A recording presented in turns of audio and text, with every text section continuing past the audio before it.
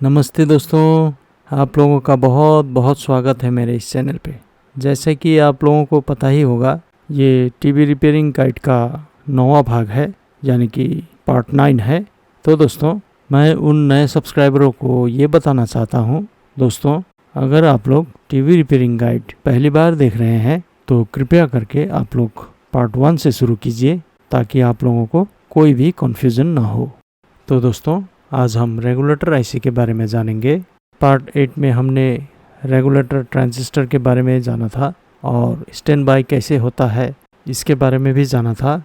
तो दोस्तों, आज हम रेगुलेटर आईसी से कैसे सप्लाई दिया जाता है और रेगुलेटर आईसी के थ्रू कैसे स्टैंड बाय किया जाता है इसके बारे में जानेंगे। यहाँ पे जो मैंने ड्रॉ किया है, ये 3 लेग का रेगुलेटर आईसी है। इसका नंबर है LA7808। इस रेगुलेटर आईसी का जो नंबर है, इन नंबरों में से आखिरी वाला डिजिट, ये आखिरी डिजिट का मतलब होता है इस आईसी से कितना वोल्टेज आउटपुट होगा।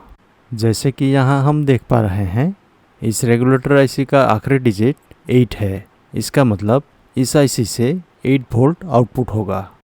इस रेगुलेटर आईसी का इस टर्मिनल को पिन नंबर 1 कहा जाता है और इस टर्मिनल को पिन नंबर 2 कहा जाता है और ये आखिरी वाला टर्मिनल को पिन नंबर 3 कहा जाता है।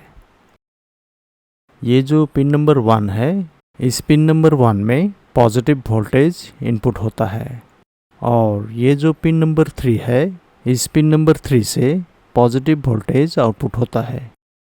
रेगुलेटर आईसी में इनपुट वोल्टेज रेगुलेटर आईसी का 4 या 5 वोल्ट से ज़्यादा नहीं देना चाहिए। यानी कि 8 वोल्ट का रेगुलेटर आईसी है तो 12 या 13 वोल्ट से ज़्यादा नहीं देना चाहिए। ज़्यादातर CRT टीवी में 8 वोल्ट और 5 वोल्ट का रेगुलेटर आईसी होता है। ये जो मैं ड्रॉ कर रहा हूँ, ये 5 वोल्ट का रेगुलेटर आईसी है। इस रेगुलेटर आईसी में भी 3 टर्मिनल होता है और इस आईसी का नंबर है LA7805।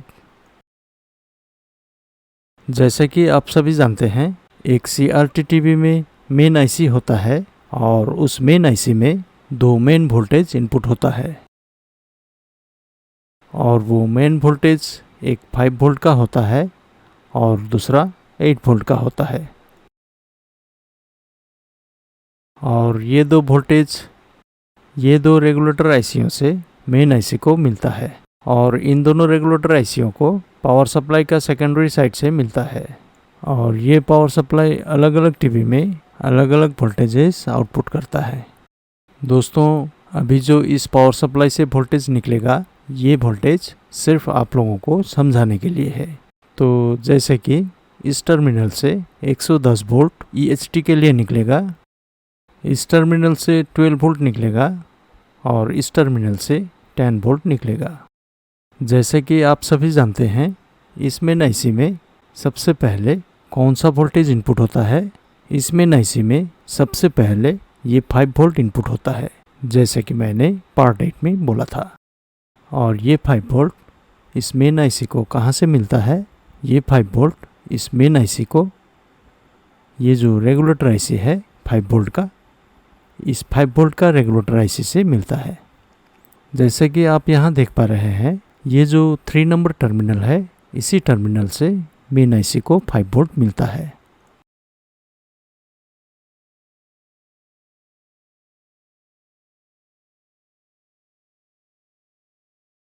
और दोस्तों, इस आईसी को वोल्टेज कहाँ से मिलता है? इस आईसी को पावर सप्लाई से वोल्टेज मिलता है। ये जो देख रहे हैं, यहाँ 10 वोल्ट है, इसी 10 वोल्ट से इस रेगुलेटर आईसी को 10 वोल्ट मिलता है और ये 10 वोल्ट इस रेगुलेटर आईसी का पिन नंबर 1 में इनपुट होता है।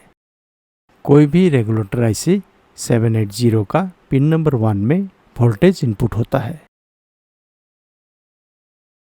और पिन नंबर 3 से वोल्टेज ड्रॉप होकर आउटपुट होता है, यानी कि कम होकर आउटपुट होता है।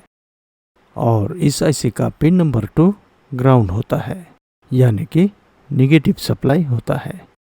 और ये नेगेटिव सप्लाई पावर सप्लाई का सेकेंडरी साइड का नेगेटिव पॉइंट के साथ जुड़ा हुआ होता है। दोस्तों, ये तो हुआ मेन आईसी का प्री सेक्शन का 5 वोल्ट। दोस्तों, टीवी में एक आईआर सिग्नल को रिसीव करने के लिए एक सेंसर लगा हुआ होता है। आईआर सिग्नल का मतलब इंफ्रारेड सिग्नल। उस सेंसर का 3 टर्मिनल होता है। 2 नंबर वाला टर्मिनल में नेगेटिव वोल्टेज इनपुट होता है और 3 नंबर वाला टर्मिनल में 5 वोल्ट इनपुट होता है, जो कि 5 वोल्ट रेगुलेटर आईसी से आईआर सेंसर को 5 वोल्ट मिलता है। और जो पहला टर्मिनल होता है, इसी टर्मिनल से रिमोट का कमांड सिग्नल मेन आईसी में इनपुट होता है। और जब भी हम रिमोट कंट्रोल से पावर स्विच ऑन करते हैं, उस समय मेन आईसी से एक पावर सिग्नल निकलता है। और वो पावर सिग्नल नेगेटिव सप्लाई भी हो सकता है और पॉजिटिव सप्लाई भी हो सकता है। पार्ट 8 का वीडियो में मेन आईसी से पावर का सिग्नल नेगेटिव वोल्टेज निकलता है और इस आईसी में पावर का सिग्नल पॉजिटिव वोल्टेज निकलता है। ये पावर वोल्टेज हर मेन आईसी का अलग अलग होता है और इसी पावर वोल्टेज से टीवी को स्टैंड बाई किया जाता है, यानी कि ऑन ऑफ किया जाता है। मेन आईसी से जो पावर सिग्नल निकलता है, ये पावर सिग्नल एक एनपीएन ट्रांजिस्टर का बेस में इनपुट होता है और ये ट्रांजिस्टर नेगेटिव वोल्टेज को स्विच करता है, यानी कि ऑन ऑफ करता है। इस ट्रांजिस्टर का कलेक्टर एक दूसरा पीएनपी ट्रांजिस्टर का बेस में इनपुट होता है और ये पीएनपी ट्रांजिस्टर का नंबर है 2SB764 और इस ट्रांजिस्टर का नंबर है C1815। दोस्तों, इस ट्रांजिस्टर का एमीटर में ये 12 वोल्ट इनपुट होता है।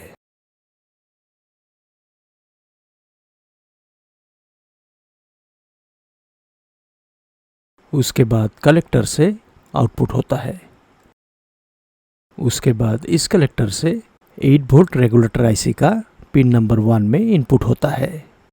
और जैसे कि आप लोगों को पता ही है, रेगुलेटर आईसी का मिडिल पॉइंट ग्राउंड होता है, यानी कि नेगेटिव सप्लाई का होता है। और पिन नंबर 3 से इस रेगुलेटर आईसी का 8 वोल्ट आउटपुट होता है और ये 8 वोल्ट मेन आईसी में चला जाता है। दोस्तों, यहाँ एक रजिस्टर लगा हुआ होता है। इस रजिस्टर का वैल्यू होता है 10K। जब भी हम रिमोट से टीवी को ऑफ करते हैं, यानी कि स्टैंड बाई करते हैं, उस समय इस आईसी का यहाँ से, यानी कि पावर पॉइंट से नेगेटिव वोल्ट आउटपुट होता है और ये नेगेटिव वोल्ट ट्रांजिस्टर का बेस में इनपुट होता है। जब ट्रांजिस्टर का बेस में नेगेटिव वोल्ट इनपुट होता है, उस समय इस ट्रांजिस्टर से नेगेटिव सप्लाई निकलना बंद हो जाता है। जब ये ट्रांजिस्टर नेगेटिव सप्लाई इस ट्रांजिस्टर को देना बंद कर देता है, उस समय ये ट्रांजिस्टर इस 12 वोल्ट को कलेक्टर से निकालना बंद कर देता है। जब कलेक्टर से निकलना बंद हो जाता है, उस समय ये रेगुलेटर आईसी 8 वोल्ट निकालना बंद कर देता है और टीवी स्टैंड बाई में चला जाता है। और जब पावर सिग्नल निकलना बंद हो जाता है, यानी कि इस पावर पॉइंट से नेगेटिव वोल्टेज निकलना बंद हो जाता है, उस समय इस ट्रांजिस्टर का बेस में पॉजिटिव वोल्ट मिलना शुरू हो जाता है। यहाँ पॉजिटिव वोल्ट होने के कारण इस ट्रांजिस्टर से नेगेटिव वोल्ट निकलना शुरू हो जाता है और ये नेगेटिव वोल्टेज इस ट्रांजिस्टर का कलेक्टर से निकल के इस ट्रांजिस्टर का बेस में इनपुट होता है। और जब इस ट्रांजिस्टर का बेस में नेगेटिव वोल्टेज इनपुट होता है, तो ये 12 वोल्ट इस ट्रांजिस्टर से निकलना शुरू हो जाता है। उसके बाद ये ट्रांजिस्टर रेगुलेटर आईसी को 12 वोल्ट दे देता है। उसके बाद रेगुलेटर आईसी 8 वोल्ट निकाल देता है। उसके बाद टीवी ऑन हो जाता है। तो दोस्तों, आज के लिए इतना ही। उम्मीद करता हूँ इस वीडियो से आप लोगों को फ़ायदा हुआ होगा। ये वीडियो आप लोगों को कैसा लगा कमेंट कीजिएगा, लाइक और शेयर कीजिएगा। जिन्होंने भी मेरा चैनल को सब्सक्राइब नहीं किया है, वो जल्दी से सब्सक्राइब कर लें ताकि आने वाला अच्छा वीडियो आप लोगों को जल्दी से जल्दी मिल जाए। धन्यवाद दोस्तों।